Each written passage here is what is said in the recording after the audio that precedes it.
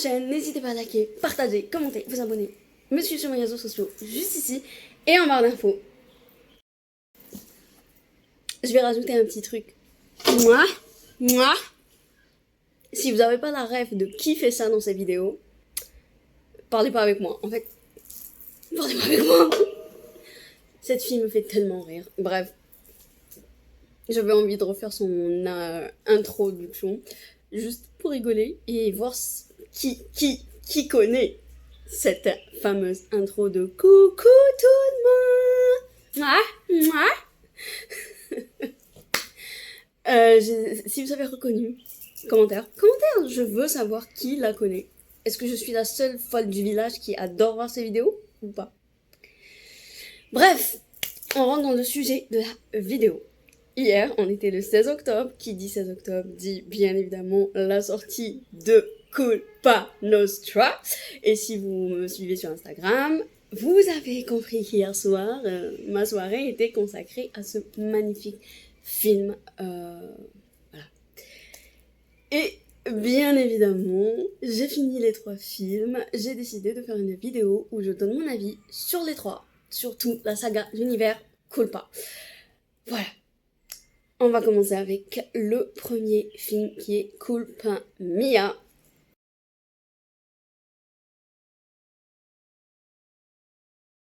Bien évidemment, ce genre de vidéo, j'écris mon avis parce que je veux pas dire n'importe quoi ou oublier certaines choses. Attendez, je retrouve juste la page parce que j'ai écrit il y a longtemps pour le 1 et le 2. Où es-tu? Ah, Culpa Mia. Il y a beaucoup de choses à dire, comme vous pouvez voir. J'écris le 1, le 2 et le 3. Bref, déjà, de base, avant de parler des films, c'est une trilogie de livres de base écrite par Mercedes Ron. Si vous savez pas qui est Mercedes Ron, il y a une photo d'elle qui s'affiche quelque part à côté de moi. Je sais pas si c'est par là ou par là, je sais pas encore où je vais la foutre. Mais c'est elle. C'est à elle qu'on doit cette magnifique histoire, un peu tordue, mais magnifique à la fois. Voilà. C'est parti. Alors, Culpa Mia. Je vais tout simplement lire ce que j'ai écrit. Ensuite, je vous ajoute des petits avis personnels qui sont venus avec le temps en revoyant le film 2-3 fois. Malheureusement, par rapport aux droits de YouTube, etc., je peux pas mettre les musiques, même si je suis pas payée avec YouTube. Quand comment dire, tu respectes pas les règles trop de fois dans des vidéos, YouTube risque de te sauter la chaîne YouTube. Et j'ai assez donné de moi-même depuis la fin du lycée, c'est-à-dire en 2020, sur cette chaîne YouTube pour arriver enfin à plus de 100 abonnés pour prendre le risque qu'on supprime ma chaîne YouTube. C'est arrivé, on me l'a supprimé et j'étais au bout de ma vie. Je le montrais pas, mais ça me faisait chier en fait. Et j'ai juste envoyé un mail à YouTube et je leur ai expliqué. C'est quand même 5 ans de travail. J'ai enfin réussi à arriver à 100 abonnés. Sans oublier que je fais aucun placement de produit dans mes vidéos YouTube. Il n'y a rien qui est contre le règlement. Et même si je faisais un placement de produit, je mentionnerai sur la vidéo que c'est un partenariat, une collaboration, un truc. Je reste dans les règles de l'art. Mais avec la musique, je préfère éviter. Voilà pourquoi je n'ai pas fait de vidéo par rapport à l'album Naufragé de Julien. Parce que beaucoup, ceux qui savent que je suis fan de Julien sur Instagram m'ont écrit « Pourquoi tu fais pas la même chose que la vidéo d'Elena ?» Vous avez vu? Voilà. En fait, tout simplement parce que j'ai trop peur qu'on me ressorte ma chaîne YouTube.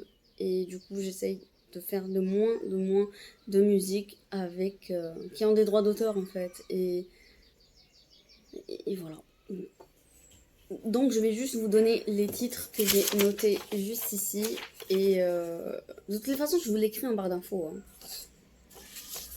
Je vous donne juste mon avis sur la musique en général dans le film. Et je vous écris les titres en barre d'infos parce que certains je suis incapable de prononcer. C'est en espagnol. Voilà.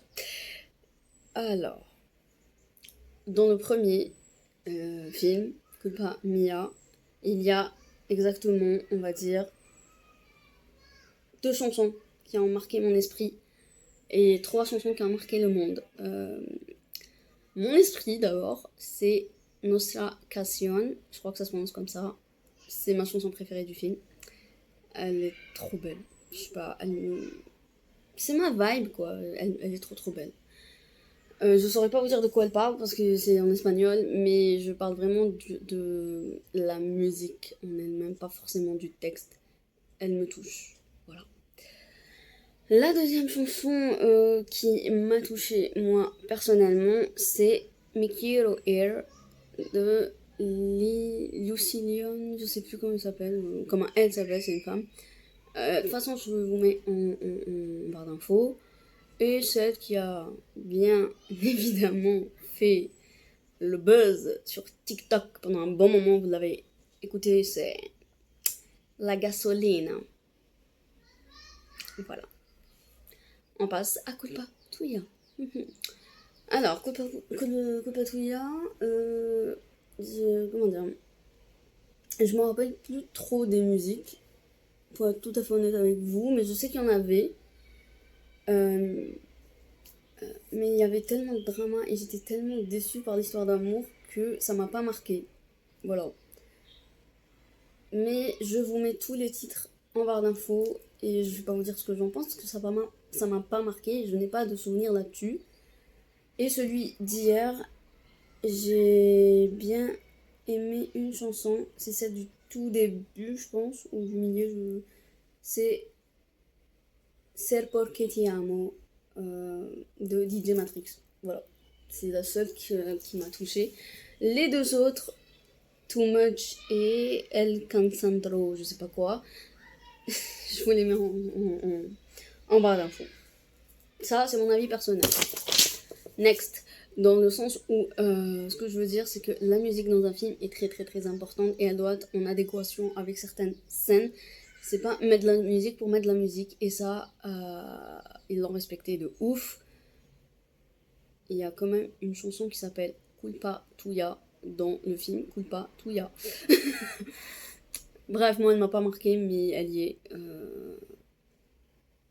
Voilà. Mon avis global sur les films. Maintenant, Maintenant je pense que je vais aller un peu plus sur mon avis des acteurs. Nicole Wallace, vous avez compris, c'est mon coup de cœur. Mais ma déception, c'est Gabriel Guevara. Guevara. Je sais pas trop comment prendre son nom. Bref. Il est à moitié français et espagnol, si je dis pas de bêtises. Et elle est espagnole, 100%. Alors, Gabriel Guevara, il m'a déçu par rapport à ce que je vous ai dit. L'interview où il a dit ce qu'il a dit de Nicole Wallace. Dénigrer une femme comme ça, c'est petit, c'est méchant, c'est gratuit. Et il m'a vraiment déçu à ce moment-là. À ce moment-là, je l'avais unfollow tellement il m'a dégoûté, genre. On parle pas comme ça d'une femme. Mais après, avec le temps, je l'ai refollow parce que je me suis dit, je suis pas dans leur relation, je n'ai pas les tenants et les aboutissants, je peux pas en vouloir à une personne sans avoir toute l'histoire. Qui sait, peut-être que Nicole Wallace lui a dit quelque chose qui l'a vraiment blessé, qu'il a voulu la blesser aussi, mais il aurait pu le faire en privé. Voilà, genre j'ai pris du recul sur la situation et je me suis dit ça sert à rien de, on va dire, boycotter un acteur juste parce que j'ai pas aimé ses propos alors que je connais pas sa relation dans la vie privée. En tout cas, il y a eu Culpa Mia, version anglaise à Londres. My Fault. Que j'ai pas encore vu. J'arrive pas à le voir en fait parce que je suis trop attachée à Nicole Wallace et à la version hispanique. J'arrive pas à voir ce film avec d'autres acteurs. J'ai un problème. De toute façon, moi, quand je regarde un film ou une série, on me change l'acteur, j'arrive plus accroché. Genre, j'attache trop d'importance à l'acteur une fois que je l'ai vu dans un personnage. Donc j'ai du mal à voir la version de Londres, mais elle existe. Je vais vous mettre l'affiche du film ici, si vous avez envie de voir la version anglaise. Si vous avez vu la série The Buccaneers, celui qui joue le rôle de Nick à Londres, il joue là-bas dans cette série. C'est le meilleur ami du prince Louis, si je dis pas de bêtises. Il s'appelle Louis. Je me rappelle pas de leur nom. À part Nan, je retiens aucun prénom dans cette série. J'ai du mal avec les prénoms. Bref, celui qui est amoureux de Nan. Voilà. C'est lui, notre cher Nick Lester, Londres. Voilà. J'espère que cette vidéo vous aura plu, que mon avis sur cette saga vous a quand même donné envie d'aller voir ce film, parce que il est quand même extra, le premier. Et voilà. Franchement, j'ai pas autre chose à dire à propos de ce film. J'ai juste une chose à dire. Est-ce que vous voulez que je fasse une vidéo partie 2 une fois que j'aurai lu les livres? Parce que je suis tellement frustrée du dernier, des sauts dans le temps, que j'ai envie de connaître plus de détails. Donc ça me donne envie d'acheter le livre. Donc, dites-moi. Mais je suis tellement fan de cet univers que je pense que je vais acheter des livres. Même le premier et le deuxième, même si je les lis pas, je connais l'histoire et je suis fan, donc j'ai envie de les avoir. C'est bizarre, je sais. Bref, on va s'arrêter là. Je parle trop. Ça va être long pour le montage. Donc, ferme ta gueule, en fait. Ciao, ciao. Et on se retrouve pour une nouvelle vidéo. Bye! Nick, on a un problème. Cette fois, c'est toi qui es venu vers moi. Non, c'est que... Il y a mon copain, enfin mon ex qui est ici. Alors c'est toi qui as un problème, pas moi. Je lui ai envoyé la photo de quand on s'est embrassé sur la voiture. Ah, ouais, cette photo-là. Ok. Et alors? Et alors, s'il te reconnaît, il va le dire à ma mère. Noah Noah Excusez-moi. Noah, Je peux pas le croire, t'as le culot de venir jusqu'ici. je suis venu pour te demander pardon. Pardon. Pardon. Ce qui s'est passé avec Betty, pour moi, c'est rien. Tu me manquais et elle me faisait penser à Et toi. toi, tu me fais penser à un orang-outan. Mais je vais pas au zoo pour en embrasser un. Noah, je sais. Je sais que je me suis comporté comme un connard et je mérite tout ce qui me tombe dessus. Désolé mec,